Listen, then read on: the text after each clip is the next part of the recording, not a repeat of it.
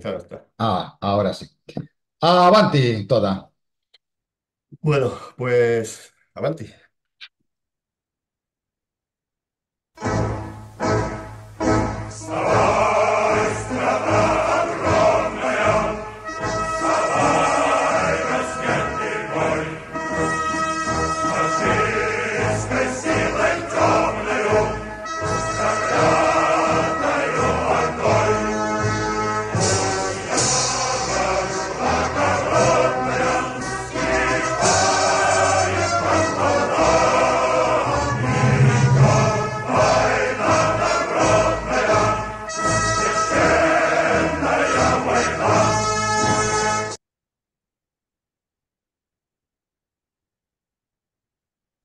Muy buenos días, buenas tardes, buenas noches, depende de donde nos estés escuchando.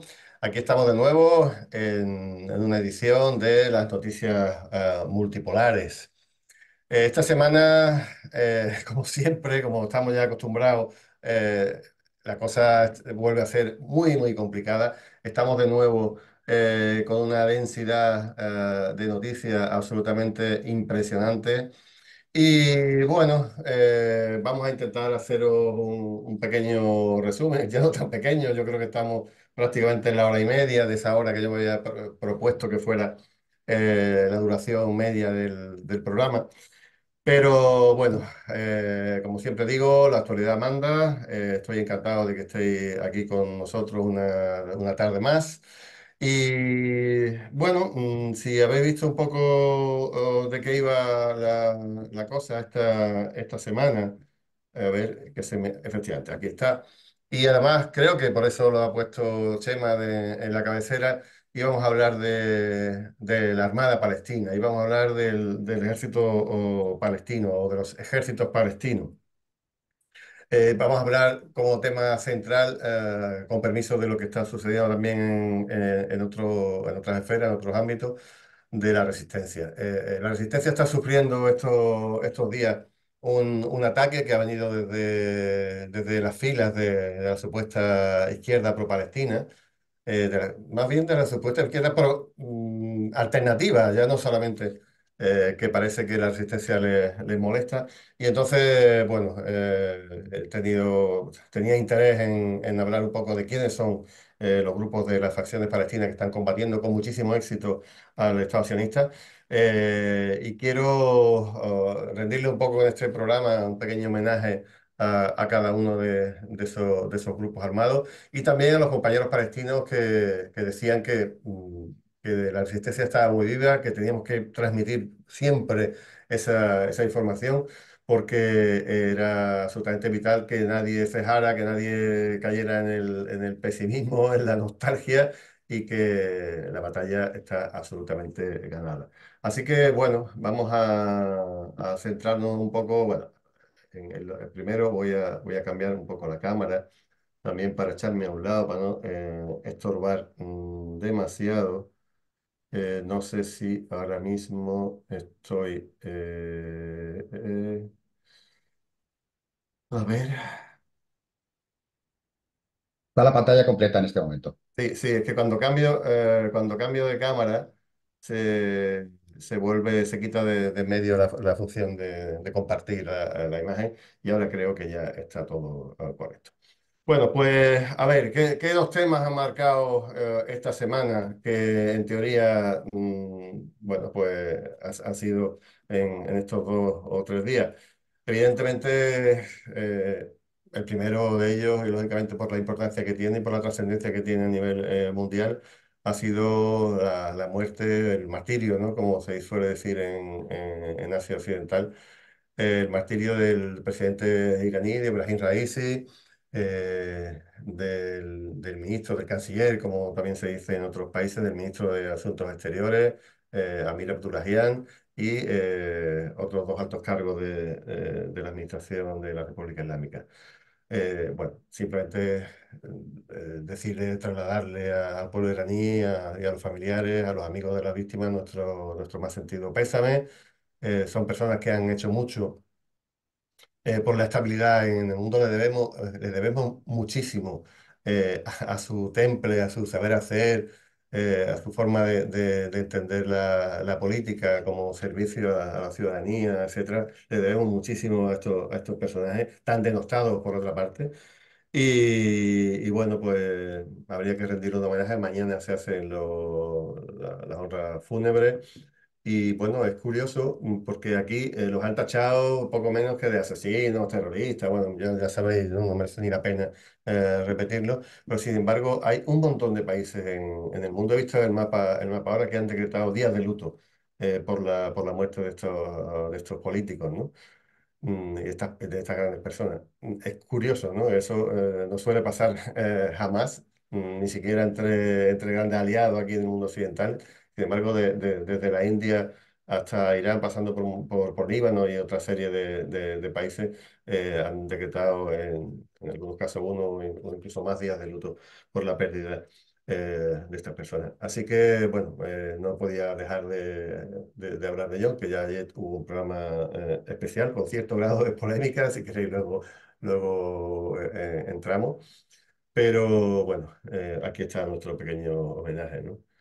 Y por otro lado, una alegría, ¿no? Que además llevamos aquí varias semanas hablando de esta posibilidad, creo que 3 semanas prácticamente seguidas, ¿no? De que se empiezan a mover los rumores.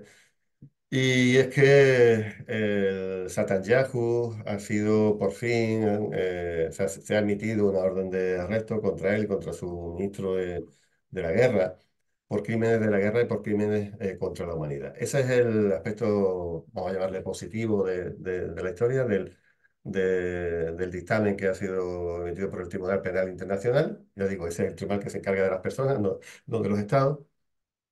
Y creo que es una grandísima noticia que va a aislar a Israel ante el mundo todavía más y que le va a poner muy difícil a países como Estados Unidos, como Alemania, como Reino Unido, seguir proporcionando armas ante una población que ya va a reconocer que no es que aquí no ha habido, ni siquiera no ha habido un juicio, pero sí hay una orden de arresto, porque las evidencias son más que claras.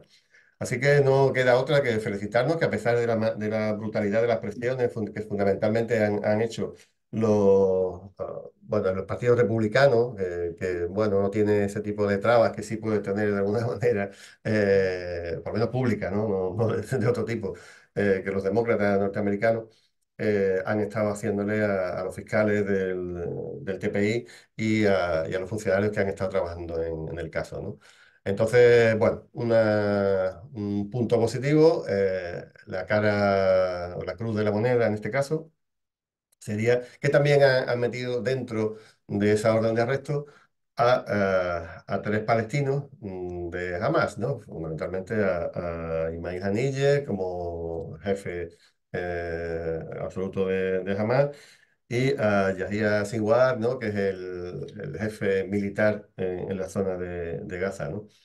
Bueno, esto era esperado, en todos los análisis salía lo que era una posibilidad, porque el tribunal no deja de ser una herramienta burguesa, una herramienta occidental, una herramienta hecha para lo que estaba hecha, para intentar buscar esa venganza a través de los juicios contra líderes incómodos para Occidente. Y entonces esto supone que hay un pequeño desmarque de esas líneas oficiales habituales y entonces bueno, para no quedar tan mal ante Israel, ante Estados Unidos, ante la OTAN, Europa, etcétera, pues bueno, pues metemos también por crímenes contra la humanidad a Hamas por los actos del 7 de octubre. Bueno, no se dice que han utilizado informes muy veraces, muy comprobados, etcétera, etcétera. Yo creo que se han ido a leer New York Times o el Washington Post y 2 cositas más, ¿no? O el Haaretz, y dicen que hubo asesinatos, violaciones en las cárceles o en las retenciones, mil cosas, ¿no? Asesinatos incluso. Leía en el diario público, ese diario de vanguardia de izquierda, decía que estaban asesinando a los presos de las cárceles, ¿no? Cuando es su mayor activo para lograr una negociación que pare la guerra, ¿no? Lo están matando. Bueno, historias y absurdeces, ¿no? Con las que estamos conviviendo desde hace mucho tiempo. Pero el hecho es que han incluido a estas personas de Hamas también. Y es posible, porque se hablaba también de que conforme avance investigaciones o tengan más hechos, vuelvan a imputar a más gente, fundamentalmente en el Estado sionista, ¿no? Se habla de altos cargos del ejército y quizás algún ministro más. Bueno, no va a tener una gran repercusión de manera inmediata, pero bueno, Netanyahu ya, pues como mínimo va a dejar de poder viajar a alrededor de 130, un poquito menos, países del mundo, porque se vería obligado a quien ha signatado el Tratado de Roma a detenerlo y entregarlo a las autoridades. No creo que eso vaya a suceder. Es evidente que ya se buscarán la manera de no viajar a esos sitios o ya veremos. Pero bueno, yo creo que servirá para el aislamiento mucho más del Estado sionista. Servirá también incluso para congelar el reconocimiento por parte de Arabia Saudí, que el acuerdo con Estados Unidos está casi para firmarse, pero falta el escollo de Gaza, que es lo que lo consideran ellos para llegar a firmar. Y bueno, pues yo creo que, a ver, los que sabemos que Hamas no es un grupo terrorista, porque así lo reconoce la inmensa mayoría de los estados del planeta, lo sabemos de sobra, la resistencia es un derecho. Bueno, pues creo que el precio de pagar, ¿no? Por declarar los terroristas o criminales de guerra para que condene también a los sionistas, yo creo que en conjunto salimos ganando desde los que somos partidarios del eje de la resistencia, salimos ganando bastante porque para la humanidad, sobre todo para Occidente, ya jamás eran terroristas y no se va añadiendo nuevo, pero ahora mismo lo que más le duele al sionismo es que se les ha equiparado con el terrorismo, lo mismo que a los palestinos les duele que estén equiparándose víctimas y verdugos. Obviamente, ¿no? Ese es nuestra visión. Pero creo que al fin y al cabo es algo bastante difícil de pensar que podría suceder en un momento que llega absolutamente tarde, tenía que haber llegado hace muchos meses, prácticamente desde el año pasado. Pero bueno, ahí está, ¿vale? Son dos de las noticias realmente importantes que están oyéndose en este momento y que las reacciones de Estados Unidos son absolutamente extemporáneas, son absolutamente durísimas, de trazo muy gordo y la de Israel os podéis imaginar. Bueno, ¿de qué hablamos esta semana? Bueno, fijaros, a pesar de todos los pesares, me gustaría o me gusta haber empezado por lo que está sucediendo en África, que esta semana se ha movido un montón de cosas. También habría que hablar de la tentativa de magnicidio de Fico en Eslovaquia y de lo que se está hablando y cómo se está hablando, ¿no? Un poco de ética periodística que decía un programa aquí en España que investigaba un poco el proceder de la falsimedia. Luego ver cómo Israel está prácticamente agotado en esa lucha contra la resistencia palestina y bueno, y quiénes son esas facciones de la resistencia. Se me ha colado ahí un punto que falta, que es el de la guerra contra Rusia en Ucrania, que bueno, aunque sea un pequeño punto al final, deberemos tratarlo. Así que vamos a empezar por el principio y vamos a ver cómo, bueno, aunque se ha pospuesto la fecha hasta el 15 de septiembre, creo de la expulsión de las tropas norteamericanas de Níger. Se han asustado un poco cuando han visto que los rusos están allí dentro y querrán llevarse hasta los sanitarios de los bates. Pero sí ha hablado, por primera vez, ha hablado el primer ministro Seine y ha dicho cuáles son los motivos, o algunos de los motivos por los cuales Estados Unidos ha sido expulsado como la peste de Níger, ¿no? Entre otras cosas porque le estaban intentando obligar a que no tuviera ningún tipo de relación ni diplomática, ni militar, ni comercial con países como Irán o Rusia, ¿no? Y además la prepotencia horrible con la que actúan estos yanquis, que se creen que son todavía alguien, que son los del destino manifiesto, ¿no? Al final pasa lo mismo que con los sionistas, ellos se creen el pueblo elegido y que tienen derecho a tratar a todo el mundo como realmente parias, ¿no? Y me ha encantado escuchar o leer a Ali Mohammed Lamin Seyne, al primer ministro, cuando le dice a la representante de Estados Unidos para temas africanos, que le dice en su jeta, en una entrevista, ¿no? Has venido aquí para amenazarnos en nuestro propio país. Eso es inaceptable. Y has venido aquí para decirnos con quién podemos tener relaciones, lo que también es inaceptable. Y lo has hecho con un tono condescendiente y con una falta de respeto. Ese orgullo africano puesto de manifiesto desde Níger que todas y todos aplaudimos desde aquí. Pero todavía sigue la Minsaine, ¿no? Los estadounidenses se quedaron en nuestro suelo. Esto realmente es quizás más relevante. Bueno, una cosa son las formas, ¿no? Pero el fondo quizás más bien sea este, ¿no? Los estadounidenses se quedaron en nuestro suelo sin hacer nada mientras los terroristas mataban a personas y quemaban ciudades. No es un signo de amistad venir a nuestro suelo, justamente vienen para eso, y dejar que los terroristas nos ataquen. Estados Unidos nunca ha querido acabar con el terrorismo en África. El terrorismo en África es la excusa para que ellos, no solamente para Estados Unidos, sino para Francia, para la OTAN en general, es la excusa para que ellos estén, pero además, siempre que estén vivos, ellos van a estar ahí, con lo cual no han querido prácticamente nunca hacerle ningún tipo de daño. Por eso, cuando llega a Rusia y con métodos expeditivos, o con la Wagner, o con el ejército ruso, acaban en unos pocos meses con la amenaza terrorista, evidentemente el juego queda absolutamente al descubierto y más países están diciendo, por favor, que vengan los chinos para hacernos obras de infraestructura que nosotros no somos de momento capaces de hacer, que vengan los rusos con su fortaleza para adiestrar a nuestro ejército, para vendernos, darnos armas o lo que haga falta, y además para que ellos mismos, poniendo sus vidas en juego, estén limpiando África de terroristas. Así que bienvenido, bienvenido sea. Fíjate, Juanlu, que hoy en la entrevista que le ha hecho Mario Silva a Maduro, Maduro dice que las relaciones con China son de tal modo que pueden hacer negocios win-win, de modo que lo que les ofrezcan, lo que les participe, lo que les vendan, no viene con condiciones respecto a sus cuestiones ni internas ni externas. O sea, esa es la diferencia. Pero esa es la marca de China. O sea, China hace negocio y como bien dice, con win-win. Yo necesito petróleo, necesito diamantes, necesito coltan, lo que haga falta. ¿Cuánto vale? ¿Cuánto vale esto en el mercado? Yo lo pago y ya está. ¿Cómo quieres que lo pague?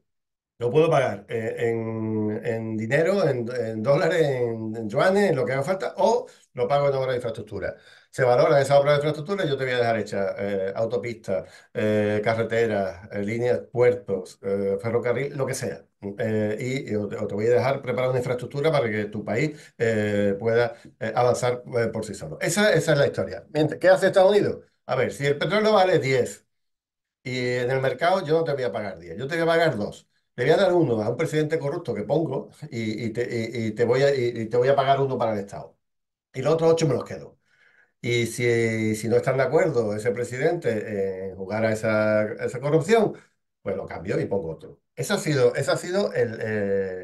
grosso modo, cómo ha actuado Occidente siempre en África. Entonces, claro, cuando llega China de esta manera, pues le abren absolutamente todas las puertas. Es que China está pagando lo que se lleva, no es un imperio que está robándote porque te está cambiando regímenes cuando alguien se opone a tu forma de proceder. Aquí China no hace negocios con todo Cristo, sin ningún tipo de exigencia de cambio político, de privatizaciones, etcétera, etcétera. Bueno, incluso cuando la cosa está mal económicamente, lo que hace es condonar las deudas o incluso enviar barcos de grano. O sea, ¿a qué estamos jugando? O sea, que diga Borrell que hay que ver por qué los africanos, yo sé que no lo hemos tratado bien en el pasado, pero lo vamos a tratar bien a partir de ahora, pero veniros a seguir sirviéndonos a como nos habéis servido durante tantísimos años, ¿no? Con toda la riqueza que tiene África y siendo un país que está eternamente en vía de desarrollo y a veces dando pasos hacia atrás. Pero bueno, fijaros, todavía incluso han ido a más y esto ha pasado también esta semana, ¿no? El ministro Bakary Sangaré, el ministro de Exteriores de Níger, ha dicho que, bueno, sabéis que Burkina Faso, Mali y Níger habían montado una estructura defensiva para que la CDA o no, CDA o ECOWAS, ¿no? En anglo, no los atacaran e intentaran revertir esos golpes de Estado populares, ¿no? Apoyados por la inmensa mayoría de la población y con carácter anticolonial.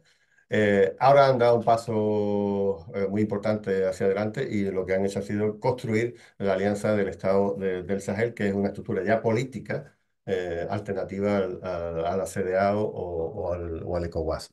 Ahora mismo hay incluso movimientos de Sudán y otros países que están intentando convencerlo de que no den ese paso, que quiere que vuelva a la estructura imperialista, a la estructura colonialista montada por Francia y por Estados Unidos, pero creo que el rumbo de la historia directamente ahora mismo va por otro sitio, no va por volver al redil colonial. Pero es que todo esto coincide con dos cosas. Con que la misión europea que estaba ocupando Mali ya le ha tocado su fin y ya se van. Ahí en el Estado español, el ejército del Estado español ha tenido un protagonismo importante. Y el tema de Mali, yo creo que lo he contado aquí en alguna ocasión, lo digo en dos palabras. De pronto, cuando se acaba la guerra yihadista contra Siria, un poco, aunque no está acabada del todo, y contra Libia, se cogen a un montón de yihadistas, lo mandan a Mali, dice, "Buah, los yihadistas han tomado el país, etcétera, etcétera. Buah, vamos a mandar a la OTAN para allá." Y de pronto cuando la OTAN empieza a bombardear, los yihadistas se los vuelven a llevar a sus sitios de origen y están matando a la población tuareg, a la que se supone que eran aliados de los yihadistas, pero que los tuaregs lo que están intentando es buscar un hogar nacional y estaban intentando pues, liberarse un poco del yugo del Estado central y desde luego tomar parte en las riquezas que sus tierras ancestrales tienen, ¿no? Entonces, bueno, pues ahora mismo en Mali en principio el gobierno que tenían pidió ayuda a la OTAN, ya se cambió ese gobierno, ya se le ha dado carta de libertad para que se vayan y bueno, empieza una nueva historia, una nueva fase de la historia para Mali. Y además donde el tema colonial está llegando también un poco a su final. Pero si seguimos tirando del hilo de África, además de lo que está pasando en Sudán y algunos otros sitios, hemos visto que hace unos días ha habido un golpe de Estado en la República Democrática del Congo, donde se han visto algunos de los guerrilleros o de los mercenarios que estaban dando ese golpe, tenían doble nacionalidad, alguna con Estados Unidos, hemos visto los pasaportes en la prensa, y algunos que no tuvieran esa doble nacionalidad vivían en Estados Unidos. Todo apunta a que las milicias de Malanga que han sido, bueno, también en Israel, también se han encontrado lazos con Israel en las milicias de Malanga, que han sido absolutamente descabezadas. Y era una especie de golpe de Estado preventivo para que en un futuro el país no cayera en manos de los prochinos, de los prorrusos o de los colegas de la Alianza del Sahel, ¿no? Así que se está moviendo muy rápidamente también todo lo que sucede, todo lo que acontece en África, va también como una bala de rápido y veremos qué sucede, pero poco a poco yo creo que el fin está claro, el fin del franco-francés colonial, cosa que el presidente sudanés, cuando antes de llegar al poder, estaba diciendo que había que abolir, pero ahora dice que no, que eso va a ser malo, etcétera. Yo creo que se ha plegado totalmente a los designios de Occidente, pero ese es el camino que va a tomar África y que cuando los pueblos vean cómo está funcionando un bando, cómo está funcionando otro bloque, al final saben por dónde van a estar sin ningún tipo de duda. Así que bueno, seguimos hacia adelante y vamos a hablar del presidente Fico. A mí me ha jodido bastante analizar un poco los sucesos o cómo se han interpretado los sucesos en el país en el que me ha tocado vivir, ¿no? Sabéis, yo creo que nadie, no hace falta contar cómo fueron los hechos, sí hay que contar un poco para analizarlo Por ejemplo, lo que dijo el ministro del Interior, que el asesinato fue un asesinato, o sea, perdón, el intento de asesinato fue un intento absolutamente político, tuvo motivaciones políticas. Y que el tipo que hizo el intento de asesinato estaba en contra del propio gobierno, del propio Fico, fundamentalmente por el tema de la guerra ucraniana. Esas son las dos declaraciones. Pero he visto unos cuantos medios de comunicación, casi al azar, y he visto cómo han tratado que el asesino Juraj Cintula, cómo ha sido tratado en la prensa española. Dice el diario Ara, un diario de catalán, tenía vínculos con grupos ultranacionalistas y prorrusos y había manifestado opinión en contra de la población gitana. Bueno, Radio Televisión Española, una cadena pública que se supone que ahora es el reflejo, se supone, de un gobierno progresista. Tiene 71 años, una cintura, y es un escritor y activista que hace años fundó una plataforma contra la violencia, pero que tenía vínculos con grupos ultranacionalistas y prorrusos. Venga, otra esta.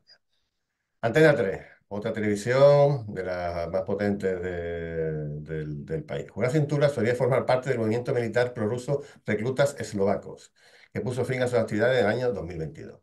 Vale. Y el diario de derecha y el diario monárquico por excelencia de nuestro país dice que Cintula había frecuentado, que me encanta, eventos organizados por el grupo paramilitar prorruso Slovenský Branský, el recluta eslovaco, que habían dicho ya otros, relacionado con el club de motociclistas ruso Night Wolves, de los lobos nocturnos, y que recibía entrenamiento de miembros rusos del Spetsnaz al menos hasta 2022. O sea, ¿os imagináis un club de moteros recibiendo entrenamiento del Spetsnaz? Desde luego es una cosa absolutamente increíble y alucinante. Bueno, pues ahí está. O sea, resulta que este hombre, que tiene una motivación absolutamente clara, política, para intentar cargarse a Fico, al presidente, lo hace porque Fico es prorruso. Y entonces, como él también es profesor, ¿a qué estamos jugando? Este tío es todo lo contrario. O sea, a lo mejor pudo ser lo que fuera en su juventud. Pero este hombre, si justamente lo hace, es pues, pro OTAN. Y eso es lo que prácticamente ningún medio de comunicación se ha atrevido a decir. ¿Por qué? Porque, bueno, así cogemos a Fico y cuando alguien sufre un atentado, se salva de milagro y va a quedar bastante tocado. Fueron 4 tiros los que le cerrajaron en el brazo, en el abdomen, eh, en el pecho, parece que otro. Todo el mundo pues, ese atentado puede generar cierta empatía. Pues si decimos que el asesino y el propio Fico son dos prorrusos, bueno, pues así, aunque no casen en la mente de nadie, pero lo machacamos, lo machacamos, y al final pues no hay esa empatía con Fico y desde luego nadie vincula al asesino, al que ha intentado asesinarlo, con la OTAN, que es lo que todo el mundo tenía que decir, ¿no? Sin embargo, hay otra televisión que por lo menos ha tenido en su web, al menos no he escuchado, yo últimamente casi no escucho ningún medio de comunicación oficial en televisión, bueno, pues ya dice lo que es normal, ¿no? Que el autor de los disparos a Fico era guardia de seguridad, aficionado a la poesía, tal, radicalizado contra Rusia, porque esto sí ha sido algo, ha sido un atentado contra Rusia. En fin, yo digo, patéticos los medios de comunicación, aunque ya los que estamos acostumbrados a leer ese tratamiento de las noticias, bueno, pues sabemos de qué pata cojean y sabemos lo que van a hacer y sus estrategias son tan burdas y tan repetidas que sabemos de qué funcionan. Así que, bueno, deciros algunos datos de Cintura. Curiosamente era o es pacifista, ¿no? Y estuvo trabajando, creó incluso un movimiento contra la violencia, o sea, una persona pacifista que agarra una pistola y se pone a disparar para cometer un homicidio, creo que es lo más extraño del mundo, ¿no? Por supuesto, es de extrema derecha, por lo que viene a decir aquí, contra los inmigrantes, contra los gitanos, etcétera, etcétera. Y luego ese pacifista se dedica a intentar crear milicias armadas para luchar contra los migrantes. Bueno, alucina, ¿no? Pero lo último que a mí me parece más importante, aunque no lo tengo totalmente claro, es que su esposa era una activista del Maidán, una activista del Maidán ucraniana. Esa esposa al final ha llegado a ser detenida. Este es el momento en el que se cubre la cara con una revista. La policía la detiene porque habían pinchado sus correos electrónicos y tenía vínculos con eh, la inteligencia ucraniana. O sea, que el propio, si de momento esta mujer está detenida y es por algo. O sea, que los contactos no lo han detenido por nada.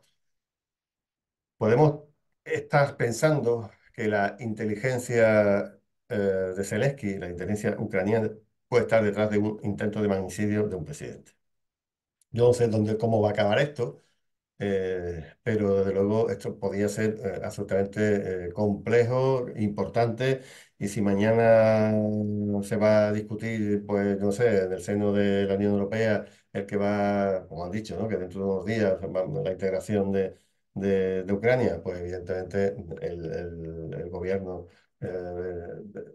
de Fico, todavía de Fico, va a poder ser de manera absolutamente clara, ¿no? Y además, cuando hace falta unanimidad, jamás va a entrar ahí. Y además, yo creo que había que emitir una orden de arresto internacional también contra Zelensky, joder, no lo había dicho, es otra cosa que marca el día de hoy. Desde el día 21 de mayo, Zelensky deja de ser un presidente electo para ser una persona que está ocupando un puesto que no le corresponde porque no ha querido convocar elecciones como le tocaba y como aseguraba. Las últimas elecciones, que tengamos claro eso todas y todos, que las últimas elecciones libres que se celebraron en Ucrania fue cuando Yanukovych las ganó. El resto han sido con partidos políticos prohibidos, con represión, con gente que ha entrado en la rada con la pistola para que dimitan los diputados de hasta 11 partidos, etcétera, etcétera, etcétera. Así que cuidado con Ucrania, que puede estar implicada en el asesinato de un presidente, de un primer ministro, y esto puede tener consecuencias a corto y a medio plazo bastante gruesas. Bueno, vamos a comenzar ahora hablar de la guerra contra Palestina. Vamos a ver los hechos más fundamentales que se han dado en estos últimos días, en esta última semana. Llevamos 228 días de genocidio, ¿no? Una fecha también que debíamos haber comunicado al principio. El 15 de mayo se ha conmemorado el día de la Nakba, esos 76 años desde que se crea o desde que ese Estado usurpador colonial europeo que llaman Israel. Y bueno, como muchos de nosotras y nosotros, cada día que pasa, cada nueva Nakba, sabemos que el retorno está cada vez más cerca. Y eso es lo que intenta destacar este cartel del grupo justamente de Derecho al Retorno, que es que llevo aquí la cufilla hoy. Bueno, como siempre, las víctimas a día de hoy, estamos hablando de 35.589 víctimas mortales, que serán muchísimas más si aumentamos con la población desaparecida, que es una población que todo el mundo da por muerto. Si hacemos el desglose de víctimas que hacíamos en algunos programas anteriores, ya hay algún desglose nuevo, por eso lo he hecho. Hemos hablado que tenemos los datos que Israel ya ha asesinado al 2% de la población de Gaza. Después dice Biden o dice Blinken y compañía que esto no es un genocidio. Y estamos hablando de que heridos o asesinados sumando, estamos ya en el 5%, en el 5 y pico por ciento de la población gazatí. Una auténtica salvajada que no tiene otro nombre que la de genocidio. Y tenemos incluso el desglose de víctimas que ha estado paralizado casi durante un mes. Lo tenemos hecho de nuevo. 15.000 niñas y niños, 9.000, 10.000 mujeres, 10.000 hombres, más de 100.000 ancianos, más de 10.000 desaparecidas y desaparecidos, y casi 80.000 personas heridas. Si vamos a ver cómo funcionan esos porcentajes, el 40% niñas y niños y el 28% mujeres. Prácticamente el 70% de los que son asesinados y asesinadas en Gaza son mujeres y niñas y niños. Y solamente otro 30 escaso no llega de hombres. Y si miramos las proporciones, como hemos hecho en otras ocasiones, entre hombres y mujeres, vemos que prácticamente no hay ninguna diferencia, teniendo en cuenta que dicen que han matado a no sé cuántas decenas de miles de milicianos de los grupos de la resistencia, no cuadra la cifra de ninguna de las maneras, porque la proporción de hombres y mujeres en Gaza es una proporción bastante equilibrada, como suele suceder en la inmensa mayoría de los países del mundo. Así que con esta cifra, desde luego, lo que tenemos claro es que la resistencia ha sido bastante poco castigada hasta la fecha por el ejército de ocupación sionista. Los datos actualizados también los tenemos aquí, casi 500 sanitarios, incluidos médicos, enfermeras, enfermeros, bueno, sanitarios de todo. 143 periodistas a los que hay que sumar siempre la familia. Los periodistas casi todos han sido buscados para ser asesinados. Más de 150 personas trabajadoras de la URWA, de las Naciones Unidas, muchos de ellos palestinas y palestinos. Ya los desplazados ya son prácticamente 2 millones de personas. Ha aumentado también mucho el número porque ha habido ataques contra ambulancias en Rafah, estamos hablando de 126 ambulancias. No queda ya nada más que dos hospitales a medio gas y prácticamente, digo a medio gas porque prácticamente no tienen ni siquiera, se les acaba el combustible en cuestión de horas. 380.000 casas destruidas. El sitio donde quedan algunas casas más o menos en pie es en Rafah y de momento están atacando las zonas más bien periféricas, pero como se produzca la invasión, evidentemente no va a quedar ni una casa en pie en Gaza. Y el número de mezquitas también ha subido una barbaridad. Estamos hablando de unas 600 mezquitas y tres iglesias de la franja que han sido directamente voladas por esos sionistas que dicen representar a la única democracia de Medio Oriente, ¿no? Eso no se lo cree ni Dios. A ver, ha habido una polémica estos días con el tema de que Israel ha intentado utilizar de manera torticera, porque decían que la ONU había bajado a 25.000 el número de muertos en Gaza. Eso no es así. La propia ONU lo ha dicho de manera muy clara. Ha dicho que de esos 35.000 muertos aproximadamente, hay 25.000 que tienen nombre y apellido, que están absolutamente identificados, ¿sabes? A qué familia pertenece, de dónde ha muerto, etcétera. Pero hay 10.000 más que todavía están en fase de documentación. Hay que tener en cuenta que muchos de ellos o de ellas han sido encontradas en fosas comunes. Estamos hablando de 2.000 y pico de personas en fosas comunes, que algunos han aparecido en avanzado estado de descomposición, donde una identificación se hace bastante compleja. Porque si tú sabes de la zona que ha muerto y tus familiares están ahí cerca, a lo mejor por la ropa, por la identificación, cualquier cosa, pero si tu familia ha sido obligada a irse hacia el sur y encuentras un muerto o una muerta debajo de unos escombros o en una fosa común, evidentemente las labores de identificación se retrasan y son muy complicadas, además en el estado en que está Gaza y con las pocas posibilidades de hacer un trabajo científico decente por el estado en que se encuentra Gaza y porque está en medio de una guerra, ¿no? Obviamente, y donde los investigadores o investigadoras de, de cualquier rama de Naciones Unidas o relacionadas con un tema sanitario, etcétera, no son bienvenidos, ¿no? O sea, que lo tengamos claro. Los números de cifras que está dando el Ministerio de Gaza, referidos al Ministerio de Salud de Gaza, son absolutamente admitidas por todo el mundo, fundamentalmente por la ONU y por la mayoría de los países. El tema de Estados Unidos y del creacionista, evidentemente se sabe por qué lo hacen, y bueno, si así rebajan 25.000, pues eh, 25.000 crímenes, o sea, 10.000 crímenes menos que, que justificar o que les pueden venir de vuelta en algunos días, ¿no? En algunos meses. Mira, hemos dicho ya muchas veces, por activa o por pasiva, que el Estado sionista no va a cumplir los 100 años.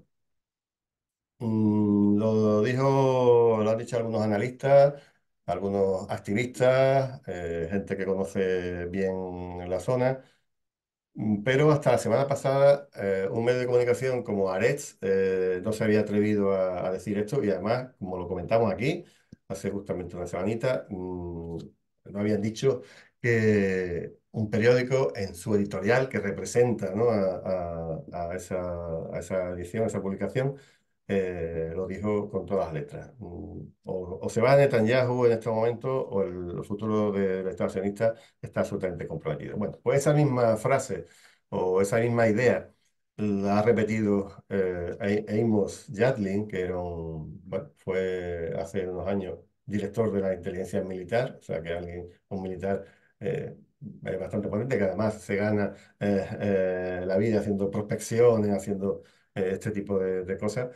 Pues también lo ha dicho exactamente lo mismo. Ahora mismo es una corriente que se está, de opinión que se está infiltrando en la población del Estado sionista, entre muchísimos analistas, entre algunos periodistas, y que, bueno, esperemos que sea una profecía que se cumpla de aquí a no demasiado tiempo. Bueno, tenemos aquí unos cuantos gringos metidos en medio del agua. Son imágenes que ellos mismos han aportado de el muelle flotante que han hecho para llevar la ayuda humanitaria a Gaza. Bueno, veis la estructura, bueno, si la veis aquí se ve desde el aire, tampoco es que sea, está costando cerca de 300 millones de dólares, una auténtica barbaridad. Y bueno, ellos dicen que no han pisado el terreno palestino, ni un solo soldado gringo ha pisado Gaza, que bueno, que lo han hecho solamente guiado por motivos altruistas, ¿no? Cosa que la resistencia, de luego, no le ha comprado. Pero bueno, desde hace creo que 2 días han empezado ya a pasar camiones con ayuda humanitaria para la franja. Y bueno, sabiendo quién es el estacionista y cuáles son las relaciones que tiene con Estados Unidos, ¿por qué no simplemente han obligado a abrir un paso como el de Rafah, que además, en teoría, está a mano de Egipto y de los palestinos, y directamente podía haber pasado sin gastarse esa millonada? Podía haber pasado mucha más ayuda humanitaria. ¿Por qué? ¿Por qué lo digo? Porque, fíjate, bueno, aquí está la imagen de esos camiones que también han facilitado los gringos hace un par de días. Bueno, si miráis las necesidades mínimas de la población de Gazatí, estamos hablando de 500 camiones al día. La capacidad del muelle gringo tiene solamente 100 camiones. Ahora mismo está creo que a 90. Pueden llegar a 100 cuando se mejore un poco los procedimientos. Y si lo tienen a plena capacidad, y con más barcos y tal, podrían llegar a 150.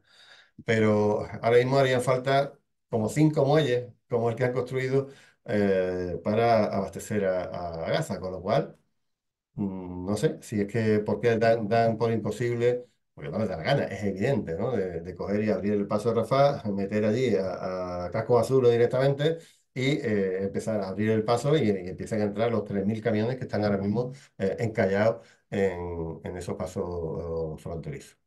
Claro, es que ya lo comenté en su día, pero cuando empezó esta historia, esta guerra, este genocidio contra Gaza, hacía falta solamente 100 camiones diarios de insumos, ¿no? Fundamentalmente de medicina, alimentación y agua, ¿no? Hoy ya, como no hay infraestructura de nada, ni hay reservas de nada, estamos hablando de que hace falta 500 camiones. Alguien puede pensar, bueno, 100 camiones pues son algo, ¿no? Pero evidentemente yo, repito, con hacer una gestión y abrir un paso para cumplir lo que dice la legislación internacional, esto se habría solucionado de un día para otro. No hemos estado un mes esperando a que se construya esta plataforma, este muelle o este puertecito. Bueno, no he visto hoy el último momento de la prensa, pero creo que hoy decía sobre las 2 o las 3 de la tarde hora española, se tenía que conocer un poco la fecha del reconocimiento del Estado palestino por parte del Estado español. Bueno, en teoría era el día hoy que una serie de países de la Unión Europea iba a tomar esta medida, pero Sánchez ha vuelto a retrasarla porque, bueno, dice que en aras de la coordinación con el resto de países, fundamentalmente imagino que Irlanda, Malta, Eslovenia, en fin, alguno más o Bélgica, ¿no? Creo que era el quinto país que podía entrar en ese paquete, que no sabemos si al final entrará o no, ¿no? Lo que ocurre, esto pasa como con la denuncia del TPI, ¿no?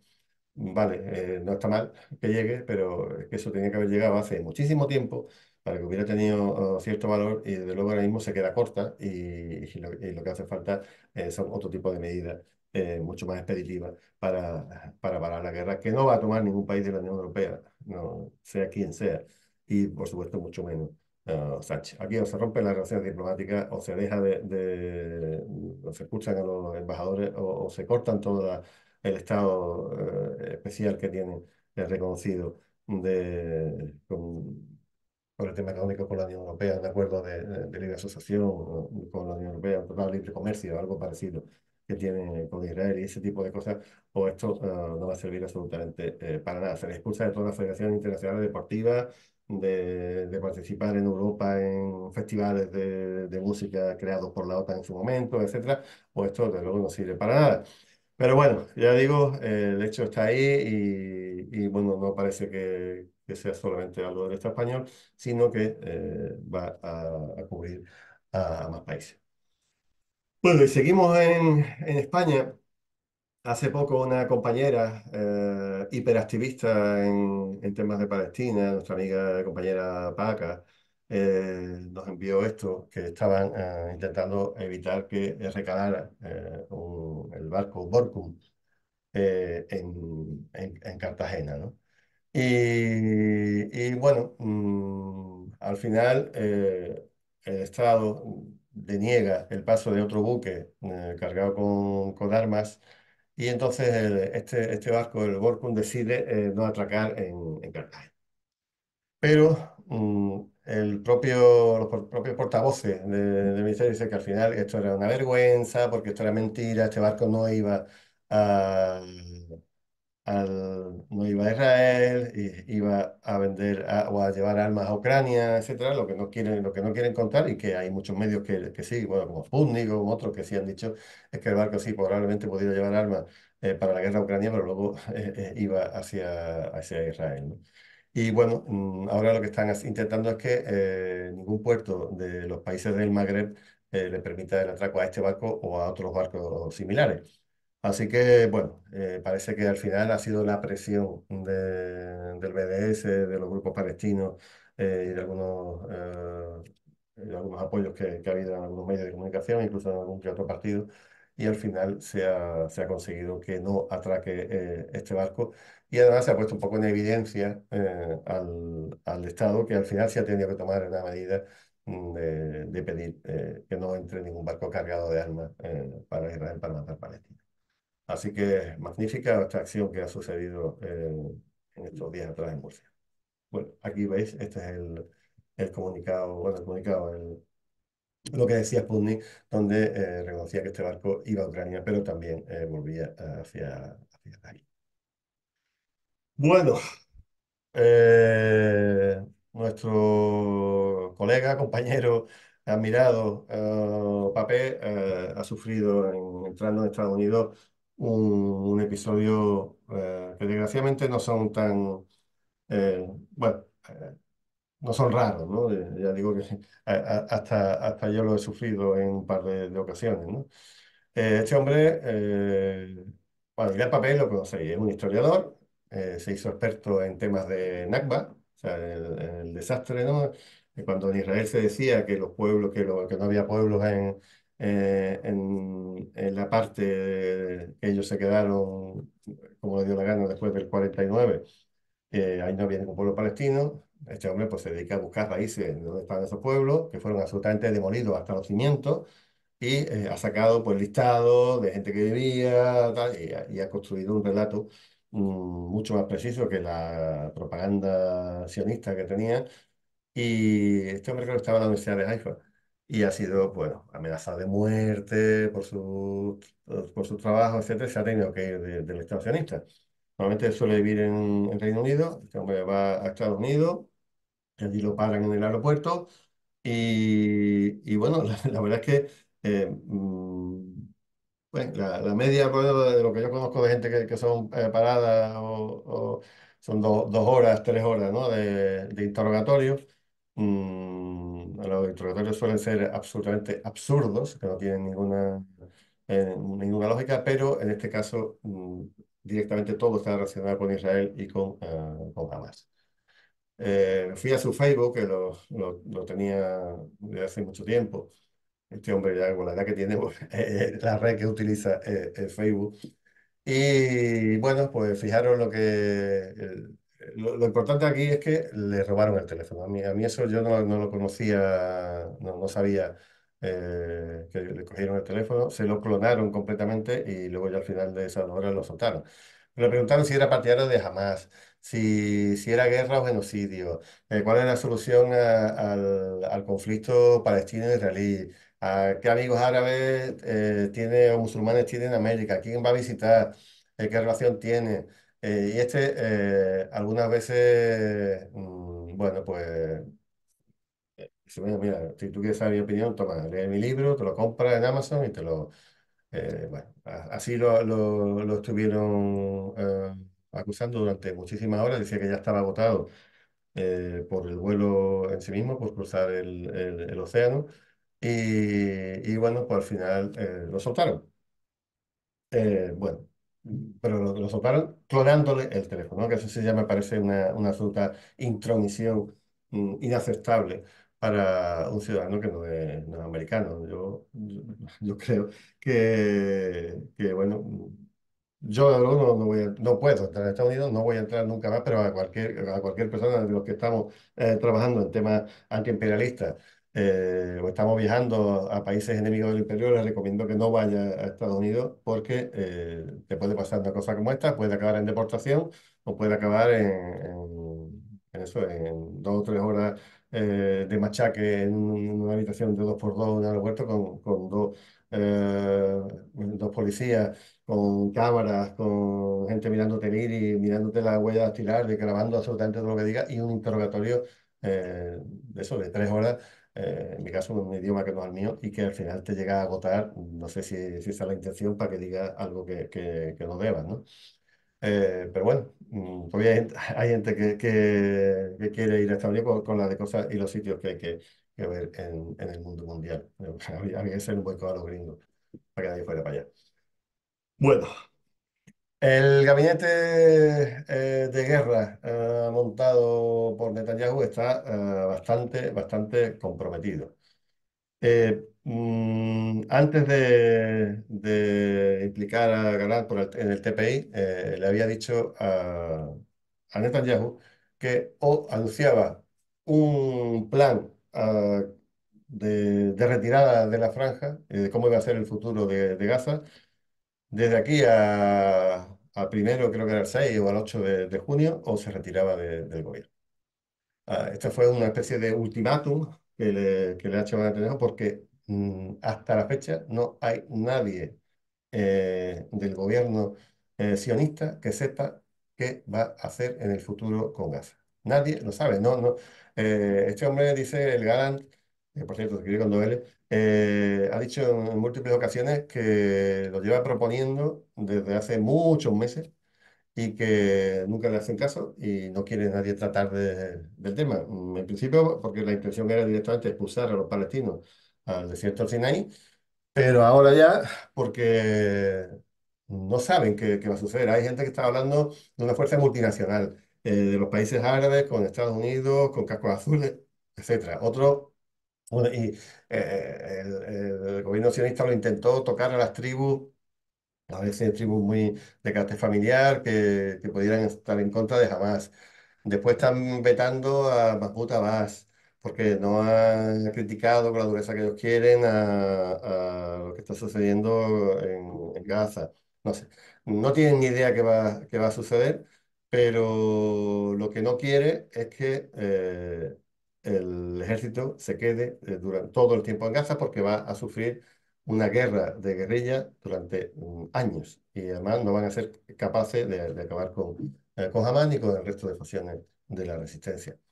Entonces, bueno, está por ver, ahora ya lo han imputado a los dos, están, no sé si eso servirá para unirlo o directamente, si quiere uno escaparse de esto, pues rompe con el otro. Veremos lo que sucede. Aquí igual, Benny Gantz, que se supone que es el centrista de esta película, está pidiendo que jamás no controle no, perdón, este es el que dijo, el que puso la fecha, pero me había equivocado. Además, los dos son hasta parecidos físicamente, no se ponen una ropa así igual. Este dijo que el 8 de junio tenía que haber una administración internacional, que no tuviera jamás. Si no, él se va. Con lo cual, quedaría, si este es el centrista, que bueno, este en cualquier sitio de Europa sería considerado extrema derecha, imaginaros a los demás, pero la amenaza está ahí y además tiene una fecha concreta, que es el 8 de junio.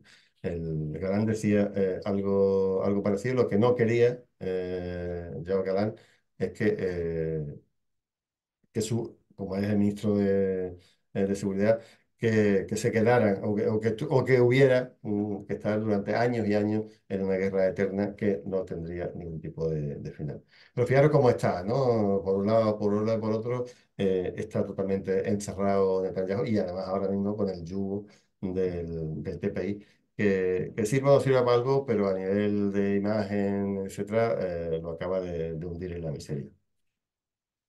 A esto me refería, fijar una manifestación de familiares y solidarios con los presos que retiene la resistencia, a la cantidad de gente que puede concitar en estos días.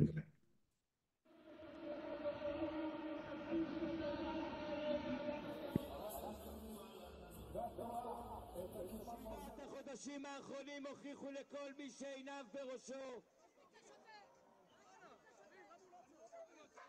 Y además ya estáis viendo imágenes, la policía se está empleando a fondo con medios bastante expeditivos contra los manifestantes, con lo cual esto va a ir a más, ¿no? De momento los tanques, los cañones de agua los tiran al cielo, pero no va a tardar cuando se vea Bibi más acorralado, a utilizar un empleo mayor de la fuerza contra su propia población, que yo creo que va a ser ya el último momento en que este hombre se dé por amortizado. Bueno, otra noticia muy importante para los sionistas en esta semana, ¿no? que estamos analizando en el programa de hoy. Ha presentado como un magnífico y gran logro que han encontrado a 3 cadáveres de presos en los escombros de Gaza. Esto lo ha hecho las fuerzas de ocupación por un lado y el Shin Bet, que es como el Mossad, pero de carácter interno, ¿no? O sea, el Mossad trabaja a nivel internacional y el Shin Bet trabaja a nivel nacional. Bueno, pues la inteligencia junto con el ejército ha encontrado a 3 rehenes israelíes que tenían retenidos por Hamas, pero evidentemente los han encontrado muertos, ¿no? Eso para ellos ha sido como un magnífico logro. Imaginaros para las familias que han dicho, joder, si se llegan a firmar los acuerdos que estaban encima de la mesa y que Estados Unidos estaba de acuerdo, valga la redundancia, con ellos hace 12 días, pues probablemente estas personas podrían seguir vivas, ¿no? Y bueno, Abu Baida, que es el portavoz de Hamas, lo ha dicho muy clarito. Israel está matando a sus propios soldados en Gaza, buscando restos de prisioneros antes que aceptar un intercambio de preso por preso, ¿no? Así que eso es lo que, fijaros, el grandísimo logro, porque hasta la fecha no han conseguido liberar a nadie nada más que con acuerdos concretos. Esos argentinos que cuando el viaje de Milei liberaron eran gente que que los tenía una familia concreta que había entrado en los territorios ocupados palestinos y habían capturado a varias personas, ¿no? Que eran con doble nacionalidad argentina. pero no han conseguido liberar a nadie. De hecho, han matado a algunos directamente sabiendo los que iban con la bandera, ¿os acordáis? Otras personas que iban con la bandera blanca, los asesinaron ellos mismos y a otros los están matando, a otras 30 40 habrán matado con los bombardeos que están haciendo indiscriminados sobre la franja de Gaza. Así que, bueno. Bueno, fijaros, esto bueno, tenía que haberlo borrado ya porque para mí era como la antesala de la imputación de Netanyahu, pero por el Tribunal Penal Internacional, porque es que este sábado había salido ofertas de trabajo para intérpretes del tribunal que hablaran hebreo, con lo cual estaba clarísimo que la imputación de gente pertenecientes al Estado sionista iba a ser más pronto que tarde, ¿no? Y así ha sucedido. Pero hasta de eso, ¿no? Estaba todo el mundo fijándose. Y yo digo, si van a contratar gente a intérprete, es para lo que va a venir en el futuro. Bueno, ahora quería dedicarme a que conocierais un poco qué es la resistencia. Parece ser, a ver, todo el mundo habla de Hamas, que Hamas hizo el 7 de octubre, que Hamas, y podemos decir que Hamas sí, es la fuerza militar más importante que hay en Gaza, pero luego no está sola. Y no está sola y veréis que tiene bastantes aliados, aunque todo el mundo incluso el tribunal que hemos estado hablando, se quiera centrar en Hamas. Voy a presentaros a algunos de los grupos de la resistencia, algunos los conoceréis más claramente, otros por lo menos yo lo había escuchado alguna vez, pero no sabía exactamente cómo funcionaban. Pero lo que sí he querido presentaros es un vídeo de cada uno de los grupos de la resistencia de los que han subido en esta semana. ¿Por qué? Primero, bueno, me voy a arriesgar a publicar vídeos que igual pueden hacer que no cierren el programa. Yo creo que han levantado un poquito la mano porque, bueno, hemos dicho algunas cosas un poco gruesas y hemos mostrado algunas imágenes un poco duras y de momento esto sigue en pie. Pero quiero que veáis que en este momento el nivel de enfrentamiento que hay entre la resistencia y las fuerzas de ocupación sionistas, en algunos momentos son más potentes que las que sucedían a partir del 7 de octubre, en los primeros meses de la entrada en Gaza. Y hemos tenido una época de sequía de vídeo que han coincidido en que había menos grabado, porque, bueno, realmente, por ejemplo, los vídeos de Hamas solo los graba una de su brigada, ¿no? Que es la que tiene más medios audiovisuales. Pero por otro lado, porque tampoco había una gran actividad del ejército sionista y, bueno, pues había disminuido el nivel de enfrentamiento. En este momento han intentado volver a sitios que supuestamente ya habían acabado con las veintitantas brigadas de Hamas. Las brigadas están absolutamente todas activas y además recuperando ese terreno que supuestamente que nunca lo perdieron. Sabéis que cuando en el norte se hacía el intercambio de prisioneros, pues se prohibían los vuelos de los drones porque de sitios que supuestamente estaban controlados por Israel, ahí salían la gente de Hamas con los presos, ¿no? Con las brigadas de la sombra, ¿no? Que se llaman los que se ocupan de esconder a los presos o a la gente buscada de Hamas por las IDF. Así que vamos a empezar, vamos a hablar de la resistencia y mostrando nuestra auténtica simpatía y solidaridad con todas esas fracciones que están poniendo en jaque al Estado sionista en uno de los ejércitos supuestamente más duros del mundo, ¿no? A ver, normalmente cada brigada, cada grupo de la resistencia armada está vinculado a un movimiento político. O sea, Hamas, el movimiento de resistencia islámica Hamas, tiene su brigada que se llama Esedin al-Qassam o directamente Isaldin al-Qassam o al-Qassam directamente. La Yihad tiene la brigada Al-Quds, el FPLP tiene la brigada de Ali Mustafa, el movimiento Mujahidín palestino tiene las brigadas Mujahidines, que son los que en tiempos de paz, vamos a poner entre comillas, han estado funcionando como fuerzas policiales. En este momento son una brigada más y tienen mucha experiencia en lanzamiento de cohetes, etcétera, etcétera. Y luego los comités de resistencia popular que tienen las brigadas Al-Nasser, Salahaddin. Vale. Me faltarían un par de ellas más.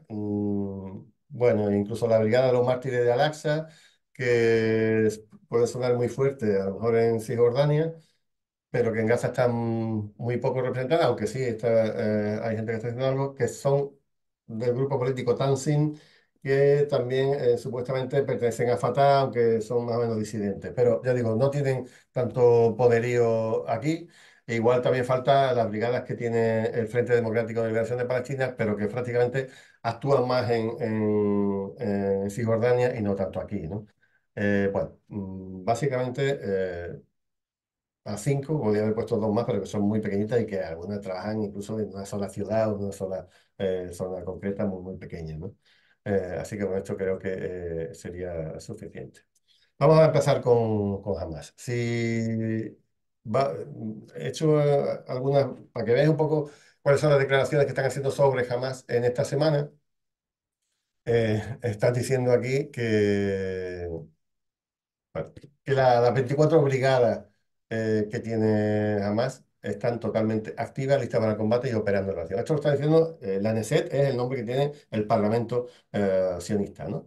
Pues los diputados están diciendo que es mentira que han sido, están diciendo, vamos a entrar en Rafah porque allí vamos a matar a las pocas brigadas que quedan en pie. No. Las 24 brigadas están activas, listas para el combate y en pie.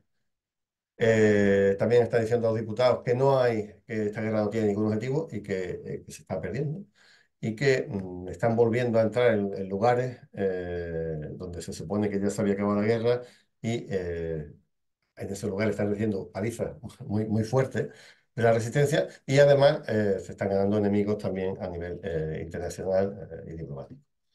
¿Qué dicen los medios israelíes? Que las batallas más duras desde el principio de la guerra se están desarrollando en estos justos momentos, concretamente en el norte de la franja, en Jabalia. Hamas recupera sus capacidades de manera muy rápida y se restablece en otras áreas de Gaza. O sea, Hamas está controlando prácticamente, sigue estando viva en toda Gaza.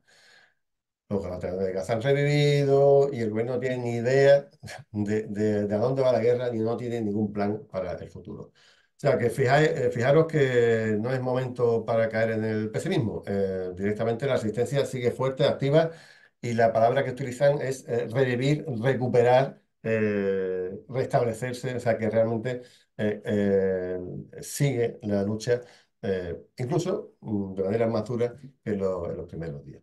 Aquí está Hamas, este es el logo suyo, luego las brigadas tienen una bandera verde y blanca, pero tienen también una especie de logo, la brigada de Seldina Al-Qassam, y los ropajes, bueno, normalmente se distinguen por la banda que tienen verde sobre la frente, ¿no? Vamos a ver un vídeo de estos días de Hamas.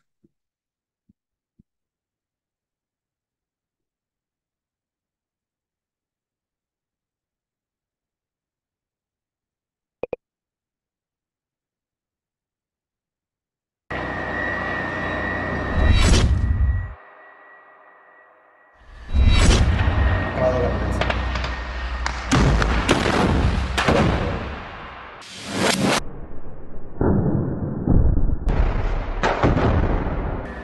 Otra. يلا يلا يلا كل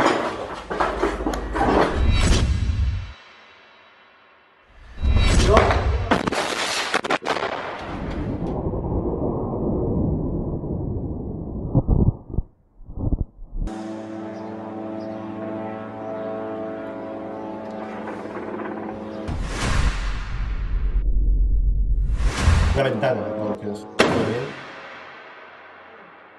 وقع. y un francotirador.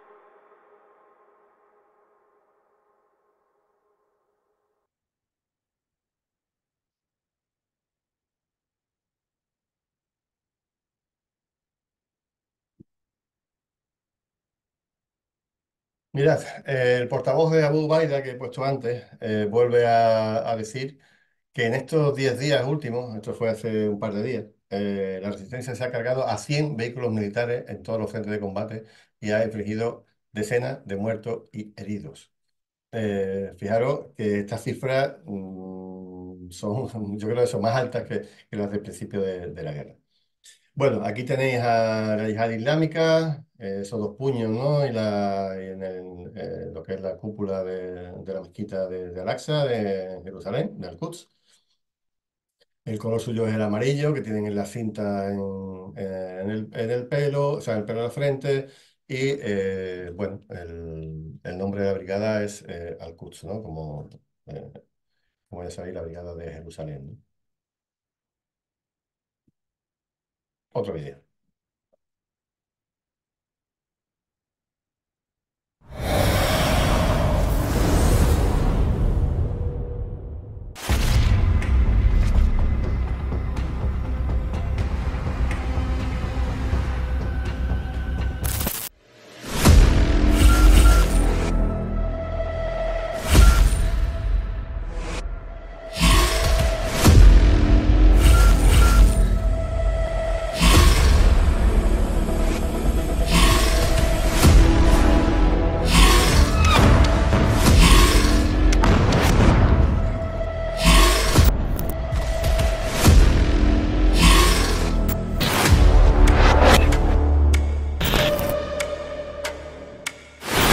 بسم الله الله أكبر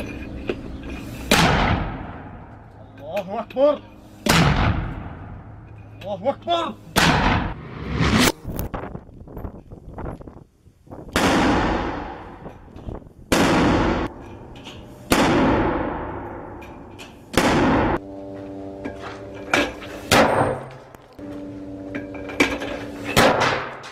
¿Cuántos centenares de miles de morteros se habrán الله disparado أكبر. en estos 7 meses? بسم الله الله أكبر الله أكبر الله أكبر الله أكبر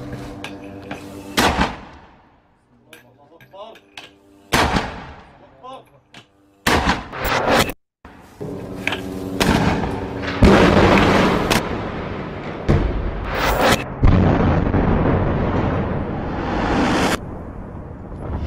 El acoso es absolutamente total de todas las fuerzas de las IDF que están dentro de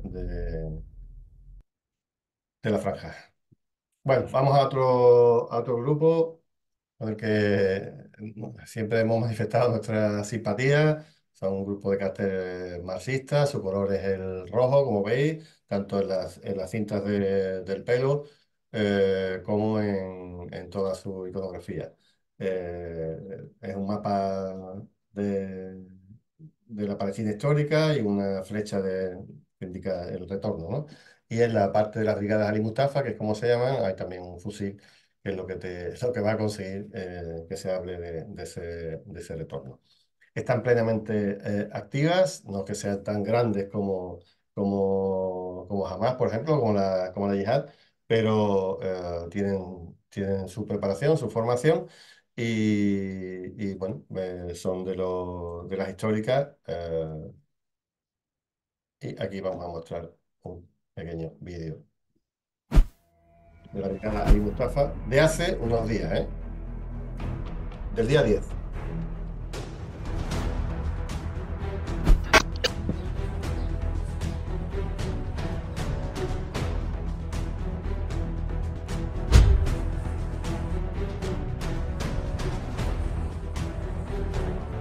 Armando los misiles, los detonadores.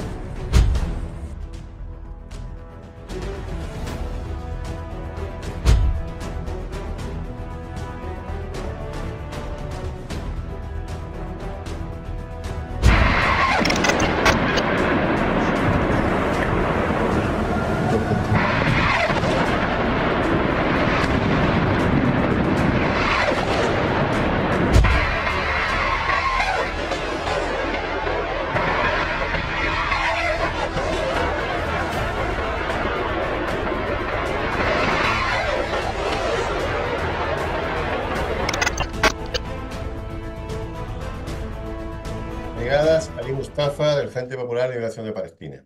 Es increíble como todavía, a pesar del tiempo transcurrido, todavía tienen fortaleza para seguir atacando, a las ciudades, a los pueblos, a los kibos que están en los alrededores de Gaza en cualquier momento son capaces de lanzar un montón de cohetes y mandar a la gente a su refugio si no se han ido de la zona.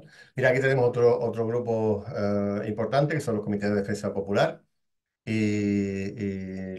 Bueno, esa es la parte del brazo político, el brazo militar, se llaman las Brigadas Al-Nasser Salahaddin.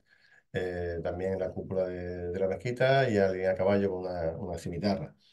Vamos a ver otro vídeo reciente de este grupo.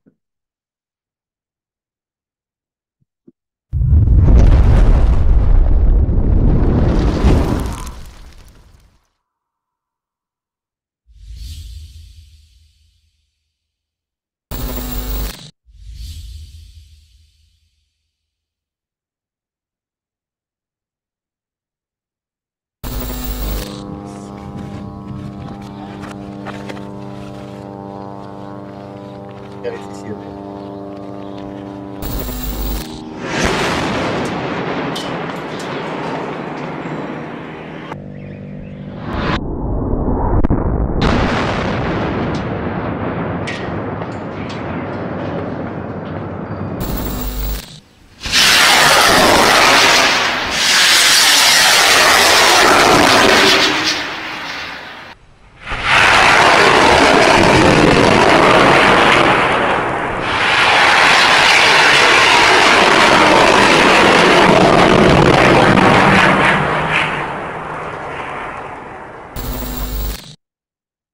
Lo verdaderamente increíble es que prácticamente todas las brigadas tienen su propio departamento de I+D y construyen su propio armamento. Es absolutamente increíble que con la limitación de materiales, etcétera, sean capaces de producir este tipo de armas.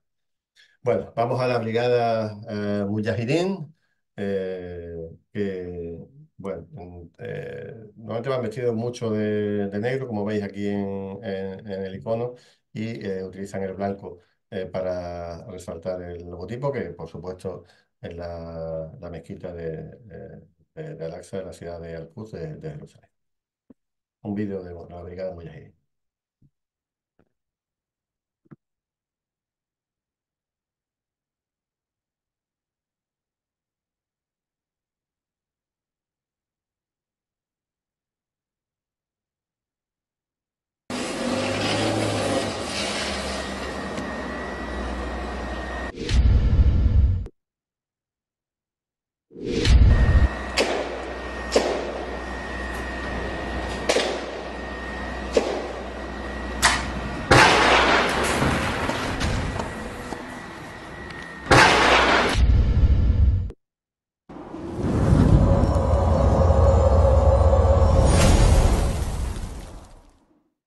Bueno, estos son los grupos más importantes que están actuando en Palestina, que son parte de la Armada Palestina, esa que hemos visto casi al inicio del programa de hoy. Por supuesto, no podemos dejar de hablar de Hezbollah y de sus fuerzas especiales, la fuerza Radwan, que son absolutamente temidas porque están a la altura, a la altura. Dejan en pañales a la Fuerza Especial de Sionistas y entre otras cosas porque están bragadas en su trabajo fundamentalmente en Siria, donde si no llega a ser por la intervención de esta brigada, bueno, su dominio de trabajo en oscuridad con visores nocturnos, etcétera, etcétera, se cargaron un montón de terroristas del ISIS y de Al-Qaeda prácticamente sin verlos, ¿no? Se decía que quien parecían auténticos ninjas, ¿no? De hecho reciben entrenamiento en artes parecidas, ¿no? Al ninjitsu, ¿no?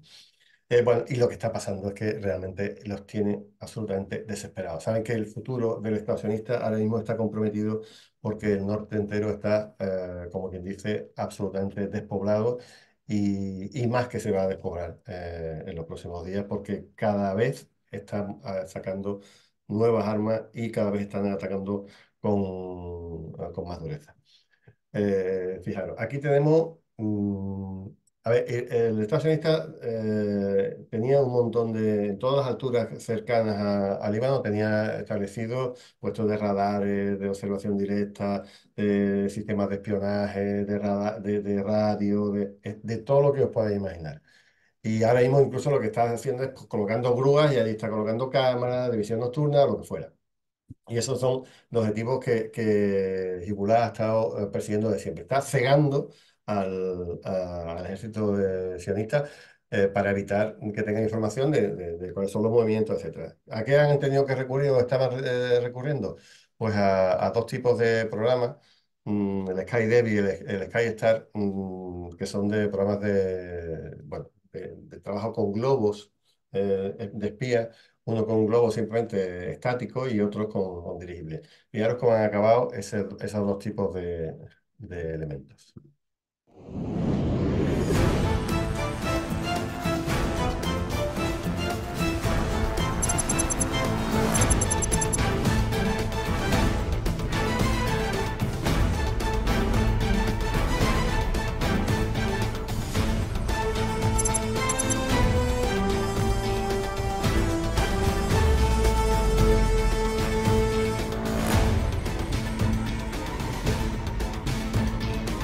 Ahí está el globo cautivo, el sistema de control.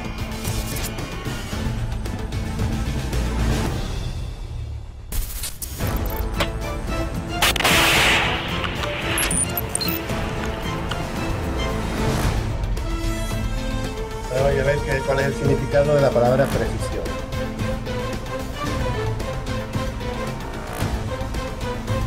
Voy a meter por la ventana. El sistema de control.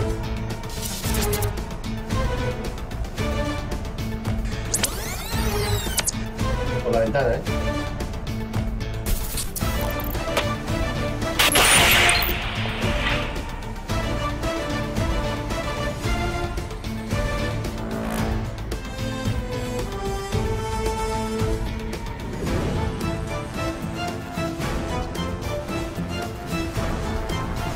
Pero que tenga un misil, haciéndole un caño en términos futbolísticos. Pero que habían acabado antes con él.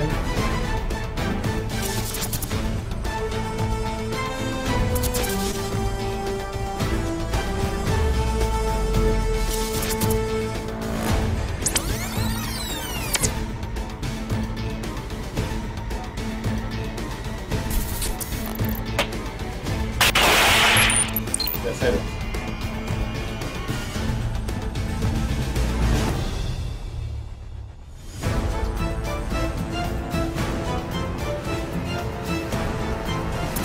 El sistema de llenado del globo. Tiene el cable de presión, y tiene el helio.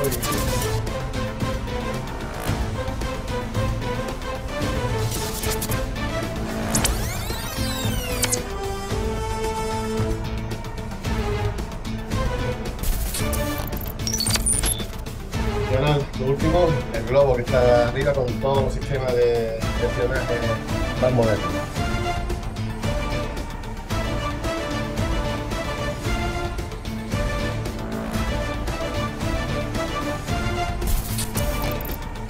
El globo ha sido capturado y llevado a suelo libanés.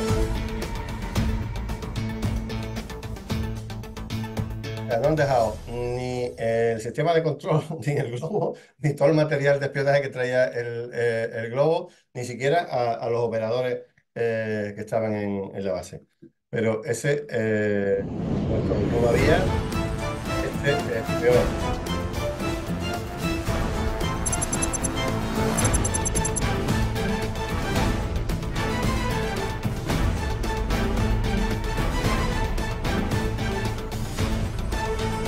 Este con atrás. Efectivamente. Este es el sistema con 4 millones de dólares, el Skynet, en la multimedia de tengo mucha del agua del Golán.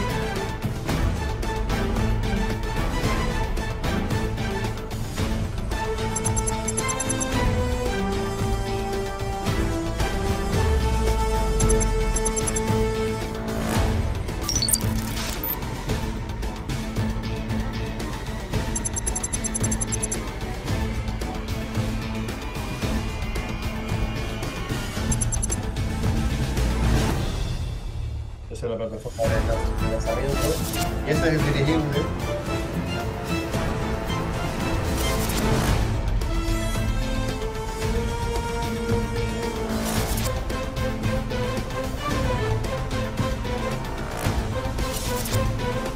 Claro, el montaje tan increíble que tiene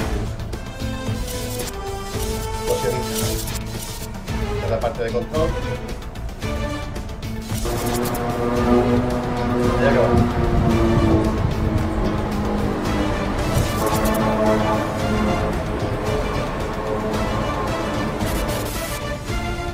Aquí ha quedado el dirigible, la torre está de lanzamiento.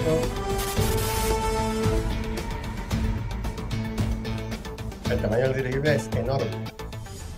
Bueno, esto que puede parecer que han pinchado un globo, realmente la prensa del estacionista dice que ha sido el ataque más exitoso de Hezbollah desde el 7 de octubre. O sea, que este arma ha costado no sé cuántos millones bastantes millones de dólares y se lo han cargado con un dron que costaba poco menos de 5 mil y pico de dólares. Por primera vez han sacado un arma nueva, que es un dron artillado, pero suicida. Lo han usado en 2 o 3 ocasiones en estos días y aquí en este caso hay un vídeo. Hay otro ataque que no está, parece que no está grabado o por lo menos no se dispone el vídeo todavía. Pero este es suficiente, vaya a ver cómo funcionan estos drones artillados, que es otra maravilla de la ingeniería, que no sé quién carajo lo ha adaptado para esto.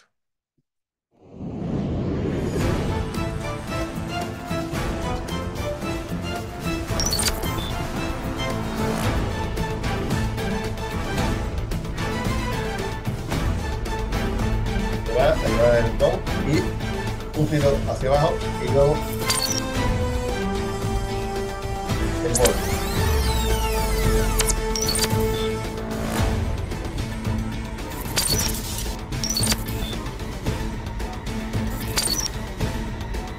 Sigue acabado.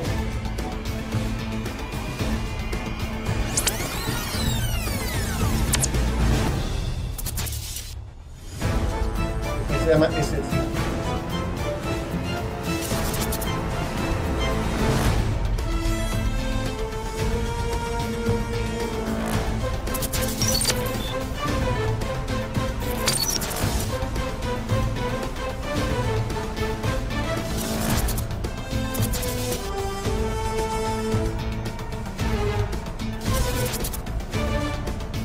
Ya acaba el dron hacia otro objetivo.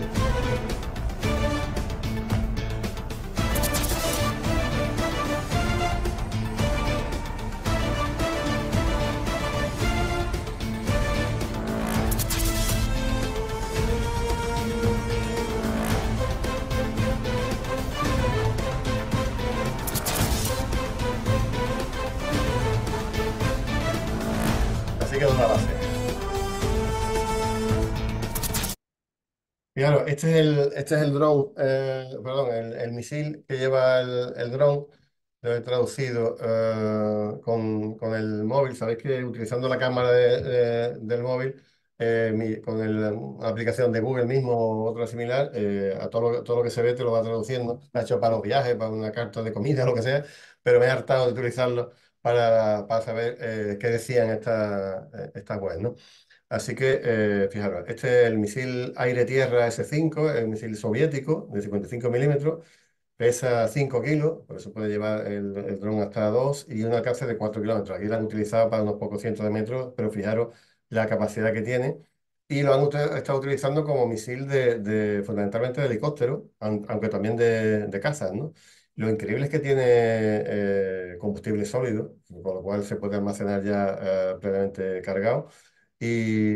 Bueno, puede tener una ojiva bastante altamente explosiva, dicen aquí. Y bueno, y el sistema de choque, cuando llega al suelo, se juntan las dos partes y explota, ¿no? Por así decirlo.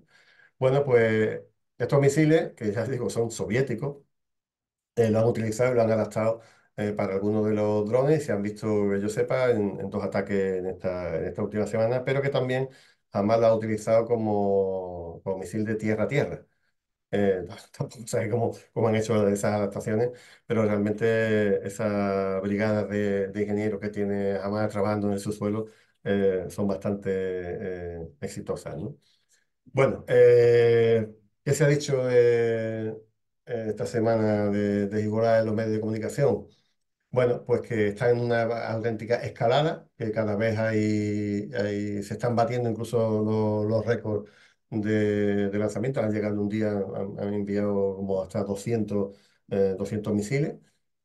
O sea, hay una escalada y que esa escalada no se debe a nada, nada más que a la entrada en Rafah. O sea, ellos escalan a la vez que el Estado sionista está escalando, ¿no?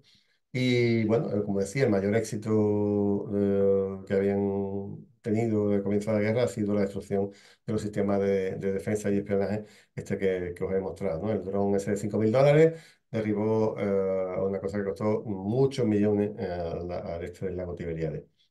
El tema del ataque armado fue curioso porque ellos lo habían anunciado y bueno, la IDF, no, esto no está al alcance de Hamas, es mentira, tal. Y cuando, cuando Hamas soltó el vídeo, pues los medios de comunicación dicen lo mismo que dicen de la Rada. Hamas no miente, nunca suelen mentir, ¿no? Y bueno, que es que cada vez que está atacando, cada vez más lejos, hay zonas que no están todavía deshabitadas al completo y la gente, a cientos de miles de colonias, se están yendo a los refugios cada vez que atacan. Así que cuidado, ¿no? Y bueno, el ministro Smotrich, que es uno de los de más extrema derecha del gabinete, que por cierto es ucraniano, o sea que olla de semita ni cosas de estas, ¿no? Es ucraniano y ha dicho que de nuevo hay que volverle a dar otra advertencia a Hezbollah y que si Hezbollah no le obedece, pues habría que lanzar un ataque. Pero por otro lado le han contestado en algún medio de comunicación que si Hezbollah es atacado en una operación total, al final todo Israel se va a despoblar. Fijaros cómo están las cosas, porque el Frente Norte, que muchas veces han dicho, joder, pero es que no están haciendo lo suficiente, siempre han hecho lo suficiente, siempre lo están haciendo con una paciencia y están midiendo completamente cada paso que dan y lo están haciendo de una manera que está dejando boquiabierto y al mundo entero, como siempre han hecho. Yo de Hezbollah, la verdad es que me descubro ante ellos porque eh, tienen una inteligencia absolutamente, una labor de inteligencia brutal, tienen un desarrollo armamentístico genial y parece ser que incluso han recibido ahora mismo armas antiaéreas capaces de derribar casas, algún tipo de misil iraní que está en su carta de servicio desde hace muy poquitos meses. Así que magnífico. Y luego, bueno, voy a el flipe de los flipes, que Ansarollah, que, bueno, me faltaría valorar también un poco de la resistencia iraquí, pero están demasiado lejos y a pesar de que están haciendo ataques, bueno, no tienen esa capacidad de grabación y tal, de poner la imagen aquí, ¿no? Pero Ansarollah igual, o sea, que he estado mirando solamente hace 2 días, ¿eh? El CENTCOM, el Comando Central de Estados Unidos, reconoce que habían alcanzado un petrolero. France Press reconoce, porque una empresa marítima británica reconoce también que le habían tocado otro avión. Y Ansarullah también está diciendo que tocó a un destructor norteamericano. Lo que ocurre es que, bueno, no han sido hundidos. Hace falta mucha potencia para hundir un barco de esto, tan grande o tan armado o tan blindado. Pero en un solo día hacen tres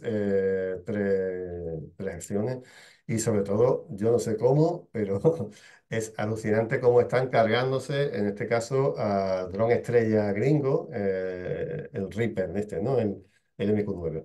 Fijaros cómo acaba. Os he puesto ahí un dibujillo porque como está tan desenfocado, pero lo vais a ver.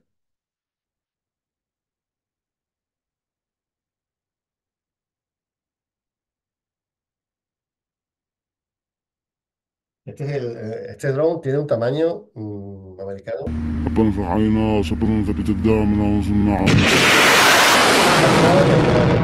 Tiene un tamaño como un caza, ¿eh? Esto es un avión de verdad que puede llevar pasajeros. يا الله يا الله يا الله يا الله يا الله الموت لإسرائيل اللعنة على اليهود النصر الإسلام. الموت Israel, muerte a Israel. الله أكبر. الموت أمريكا، الموت إسرائيل، الله عليهم، النصر الإسلام. Ahí va y ahí llega el misilazo que se han cargado, que cuando estas imágenes las compartieron, que creo que fue ayer, era el cuarto drone Reaper que se habían cargado, el cuarto. Bueno, pues hoy ya han anunciado el quinto, le tienen absolutamente la medida tomada. Estados Unidos y Reino Unido están absolutamente desesperados porque no pueden parar de ninguna de las maneras a los hutíes.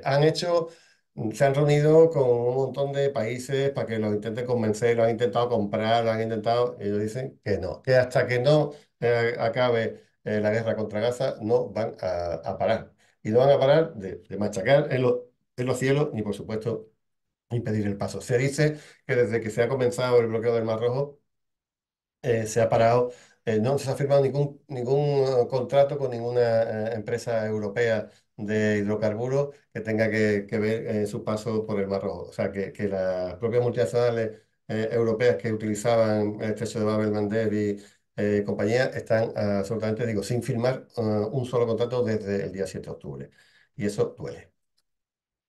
Bueno, vamos a ir ya acabando un poco. Vamos a ver qué está pasando en Ucrania de manera así un poco rápida, ¿no? Porque ya digo, ya no hemos pasado casi del tiempo. Y bueno, deciros que a partir de hoy ya Zelensky es un presidente ilegítimo, que está mantenido por lo que está mantenido, pero como dice alguno, un presidente hasta usurpador, ¿no? Ya mismo lo vamos a tener. Bueno, además no creo que se vaya a negociar nunca con él, ya lo han dicho, y ahora mismo incluso pues sería hasta un objetivo militar para Rusia, ¿no? Yo creo que es otro tema.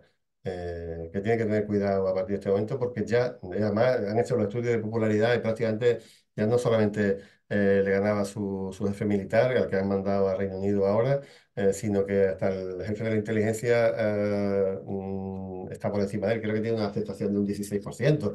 Una cosa así, es una barbaridad. Nadie quiere a Zelensky y ya le estamos viendo cuál va a ser su futuro, que va a ser bastante negro. Bueno, no hay que decir mucho del tema, ya hemos visto.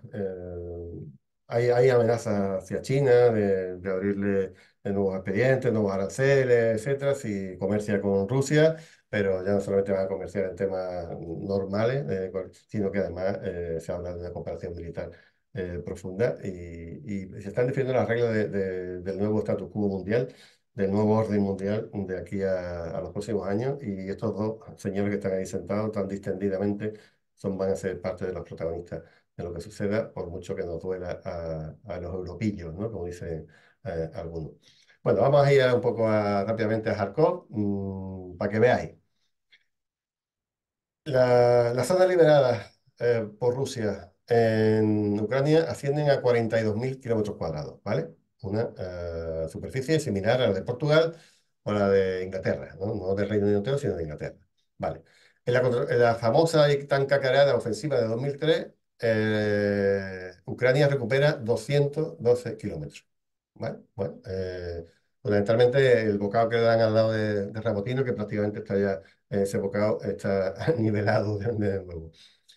Bueno, el ejército ruso, desde que empieza este año 2004, ha conseguido liberar unos 500 kilómetros cuadrados. Pero solamente en los 4 días que han estado atacando en Kharkov, ha llegado a 300 kilómetros cuadrados más. Con lo cual, fijaros si es importante la ofensiva que está lanzada, que por mucho que Zelensky diga que ya está paralizada, es mentira. O sea, siguen liberando ciudades prácticamente todos los días. Así que cuidado porque digo, están entrando absolutamente en pánico la OTAN y Ucrania. Aunque Putin, de momento, el otro día se marcó así unas declaraciones para decir que no querían tomar Rakov. Es una ciudad de 2 millones y pico de habitantes, por muy rusa que sea, porque lo es una ciudad rusa, no se va a tomar con 50.000 soldados, por mucho que se quiera, ¿no? Pero sí que la pueden tener a tiro. O sea, que cuando estén tomando las alturas de la ciudad, pues directamente pueden establecer artillería fija casi incluso en esa zona y tener a Kharkov a tiro artillero y estar machacándola día y noche hasta que la rindan, ¿no? Pero bueno, de momento no se trata de invadir, se trata de impedir que los ucronazis sigan disparando contra la población civil de la zona fronteriza, especialmente la zona de Belgorod. Y lo que han dicho es que quieren hacer desde el primer día un colchón de aproximadamente 10 kilómetros para evitar que algún tipo de armas que no fueran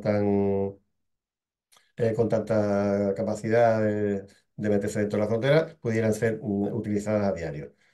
Pronto dice Zelensky, no, es que no han llegado a más de 10 kilómetros. Joder, pero sí que es lo que han dicho, que querían llegar a 10 kilómetros. Si es que, ¿a qué está jugando? Por otro lado, es evidente, ya lo hemos dicho aquí la vez anterior, quieren estirar, han abierto, creo que son 7 8 kilómetros más de frente de momento, que van a ser más. Y lo que estamos viendo es que están abriendo agujeros en la defensa porque no pueden defenderlo todo, ¿no? Y por otro lado, hay gente que está diciendo que lo que quieren es, una vez que tomes el norte, de esa zona del norte, rodear a Kharkov y llegar hasta Kupián, básicamente, que está muy defendida imaginaros, ellos han previsto toda la defensa de una ciudad previendo un ataque desde el este, pero si ahora dan la vuelta y lo atacas desde el oeste, ahí vas a tenerla desprotegida, ¿no? Entonces puede que sea otra opción a tener en cuenta. Y bueno, yo descarto que esto acabe, si no se avienen a negociar nada, tomando la principal ciudad de Ucrania, que es una ciudad, como digo, absolutamente rusa. Que nadie lo dude y por eso están ahí los batallones antirretiradas y los batallones neonazis más potentes que tiene Ucrania todavía en funcionamiento, porque saben que a la primera de cambio la resistencia que está actuando allí, los partisanos, etcétera, van a ayudar a Rusia, ¿no? Bueno, este seguimiento lo hacía yo hace algún tiempo y bueno, lo he rescatado para hoy, para que veáis un poco lo que hasta ahora se ha destruido por Rusia. Estamos hablando de 601 cazas, no de aviones de cualquier tipo. O sea, un país de tamaño medio como España, tiene ciento y pico de cazas, ¿no? Pues, ¿cómo se han destruido 600 en Ucrania? ¿Cuántos ejércitos como el de Estado español se ha destruido en Ucrania? Una auténtica barbaridad. Hablamos de 24.000 drones de combate. Sabéis que los rusos incluso hasta a bolsazos son capaces de romperlo. 200 y pico de helicópteros. Estamos hablando de 1.300 lanzacohetes múltiples y de sistemas antimisiles como los Patriot, como los OSA, estamos hablando de 500. Es una auténtica locura que demuestra 16.000 blindados, que demuestra que lo que Rusia ha destruido en Ucrania son como cuatro o cinco ejércitos de un país medio, como puede ser el nuestro, ¿no? O sea que cuidado con los que digan que esto es una guerra de Ucrania contra no sé quién, contra Rusia, cuando esto es una guerra, bueno, pues ya se sabe, ¿no? De toda la OTAN. Bueno, aquí tenemos un intento de revolución de color con lo que está sucediendo en Georgia. Ya falta ya mismo que vayan Nuland a repartir bocata por allí, a las manifestaciones. Ya la Unión Europea está haciendo lo mismo que hizo con el Maidán, que si no retiráis esa ley, bueno, esta es la soberanía, ¿no? Que mantiene Europa, el país de las libertades o el régimen de libertades del mundo mundial, para que veáis que son el mundo basado en reglas, ¿no? Cuidado con lo que se puede estar haciendo con esos 300.000 millones que están retenidos en algún banco europeo, especialmente suizo, porque o sea, Rusia no se va a quedar tranquila y de momento son 200 o 300 millones de dólares solamente, pero que le van a quitar al Deutsche Bank en Rusia por tema judicial que van a sucederse si intentan quitarle esos dineros a los rusos que estarían en bancos occidentales. Bueno, esto es alucinante. Ya ha entrado en vigor la ley de movilización en Ucrania y ha habido enfrentamientos, peleas y sobre todo una cosa, calles absolutamente vacías. Hay muchos blogueros que están poniendo vídeos de cómo está Зараз. Ucrania. Gente que tiene tiendas diciendo que no hay На лівому supermercado, березі. porque está Зараз lleno de gente. покажу вам. Людей зовсім нема. Señor, ¿qué vamos a vender si nadie se atreve ni a salir a la calle? Все порожньо. Hay gente que está grabando vídeos en carreteras, nada, no hay nadie. Що думає наша влада? Економіка якось розвиватися. Звідки? Як? Яким чином? Якщо всі по домівках сидять. Це такий у нас гарний закон. Пустий ринок ось. Люди вийшли працювати, жінки, Era supuestamente algún але ж principio, saben que немає кому. no controlará. Кав'ярні міста. Там одна пара сидить. Esto es lo que está pasando estos días en Ucrania con la ley de reclutamiento, que es una de las cosas que más temía Zelensky aprobar porque sabía que iba a acabar con la poquita popularidad que podía tener todavía, ¿no? Bueno, noticias de la semana. Manifestaciones en Siria contra Al-Qaeda y contra la dirigencia de Al-Qaeda en Idlib y en Alepo. Se trata del grupo de Al-Qaeda Hayat Tahrir al-Sham, ¿no? Y la gente está harta ya de ir bajo la bota de estos terroristas, que se cambien el nombre para que lo vayan alejando de Al-Qaeda, pero son lo que son de Al-Qaeda. Nueva Caledonia se está liando parda, la resistencia de Nueva Caledonia tiene controlado partes de la isla y ahora mismo Francia está reprimiendo con la policía, dándole fuerte a los canacos, pero también ha mandado al ejército para recuperar las zonas que no tiene controladas. Otro ejemplo magnífico de país occidental, democrático, que respeta los derechos humanos y la voluntad popular. Bueno, la pelea de los aranceles con el tema fundamentalmente de los coches eléctricos está, bueno, es otra noticia de estos últimos días. El intento de golpe de Estado de Turquía, bueno, que se vincula un poco a todo el Estado, un poco del Asia Occidental. Abinader ha ganado la reelección en primera vuelta y bueno, la posibilidad de que Julian Assange tenga un nuevo posibilidad de recurso para que no sea extraditado a Estados Unidos, porque incluso los jueces que son absolutamente pro gringo han visto que no hay garantía ninguna de que Assange no pueda sufrir, bueno, va a tener un juicio justo o que incluso pueda acabar muriendo en la cárcel. Así que, bueno, ya son un poco más de las 8. Espero que haya sido completito el análisis de la semana y si no, pues procuraremos mejorarlo para que. Un abrazo por estar ahí y nos vemos.